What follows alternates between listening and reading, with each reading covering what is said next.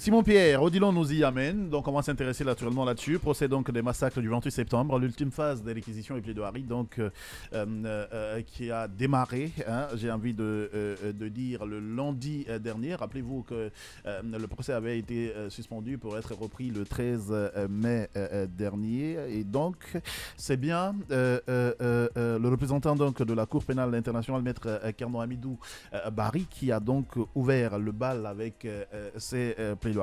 Il a plutôt plaidé pour que les accusés soient retenus dans les liens de la culpabilité de crimes contre l'humanité. À écouter donc, ils seront ainsi condamnés pour le commandement, tout simplement. Alors, tout à fait, on a écouté le doyen des avocats de la partie civile, qui est aussi un professeur à moi qui m'a enseigné à l'université le cours de procédure civile. D'accord. Alors, on a quand même vu que depuis bien avant cette phase de plaidoirie et réquisition, il a toujours prôné ou brandi qu'il y ait ce qu'on appelle une requalification de crimes contre l'humanité. Alors, il faut le dire, pour lui, il estime, et pour beaucoup de juristes déjà, c'est déjà partagé, qu'il y a des éléments constitutifs qui laissent la qualification au crime contre l'humanité. Et vous vous rappelez que sur la question, le tribunal n'avait pas tranché sur la requalification, mais a collé l'affaire au fond. Donc, ce qui voudrait dire que dans la décision que va rendre le tribunal va se prononcer d'abord sur la requalification, ensuite sur effectivement le sort des accusés. Alors, on a écouté cette plaidoirie du doyen des avocats de la partie civile, parce qu'il faut dire que la partie civile est aussi en deux depuis un bon moment.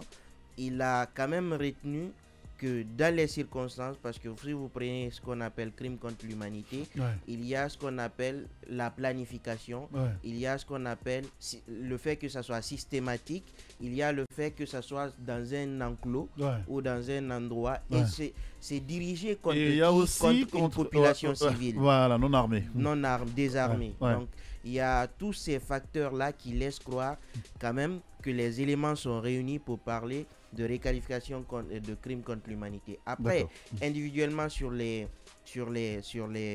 accusés, il a aussi touché pas mal d'éléments. On se rend compte que plus ou moins que le commandement ou la responsabilité sur le fait du commandement, il a aussi souligné à ce niveau, parce que l'on sait qu'un subordonné ne peut pas se permettre, surtout avec la masse qui est allée au stade, voir beaucoup d'agents de la sorte qui allaient désobéir à leurs responsables et de façon échelonnée. Donc pour lui, il est inconcevable, ou ça ne passe pas, cet argument de dire qu'ils ont désobéi, ils se sont rendus au stade.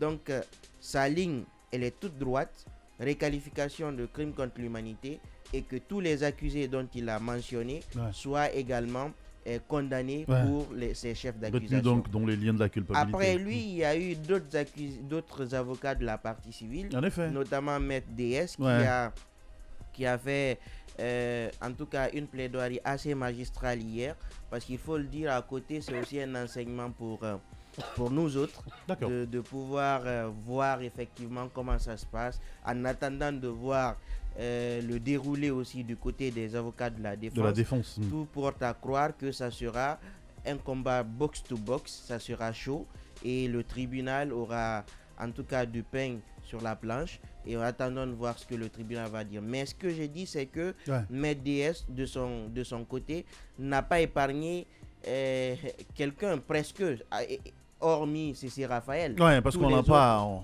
Tous les autres, on n'a pas entendu le citer. Voilà, tous les autres n'ont pas été épargnés, que ce soit le commandant Toumba, parce qu'il relève aussi que à son niveau, il y a des contradictions, parce que dès après les événements, tout chaudement, au coup de téléphone, il avait dit qu'il avait été envoyé au stade. Il y a cet entretien qu'il a accordé par le capitaine.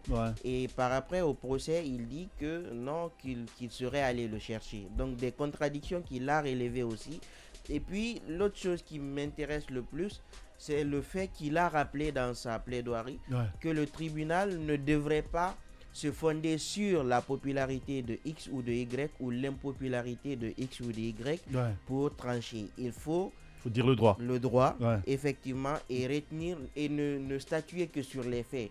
Tout ce qui a été dit, par exemple, le fait de Koundara, ou par exemple, quand on vous parle de comment on a pris le pouvoir, ça c'est beau, c'est intéressant, ça pique la curiosité, mais ce n'est pas les événements pour lesquels ils sont renvoyés devant le tribunal. Donc, il a mentionné également ceci, même le capitaine n'a pas été épargné dans sa plaidoirie. Il a aussi, même le colonel Kieboro, Blaise Goumou, tous les autres. En tout cas, il a retenu ou il a soulevé des incompréhensions, des contradictions qui seraient dans leur déposition ou même qu'ils auraient dit devant le tribunal. Donc, globalement, il faut dire que c'est une partie civile qui veut en découdre avec les accusés parce que il faut dire il y a des victimes, il y a eu des massacres, il y a eu quand même des femmes violées, il y a eu beaucoup d'infractions qui ont été commises. Donc il faut à l'espèce trouver des responsables. Et la partie civile dans ces plaidoiries est bien sûr à mesure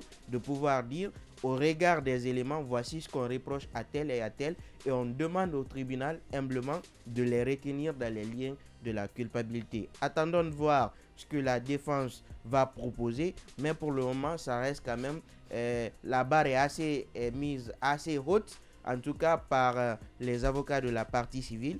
Il reste à savoir si effectivement les avocats de la défense seront à la même carrure pour répondre à l'attaque. Et aussi le ministère public qui va aussi faire ses réquisitions.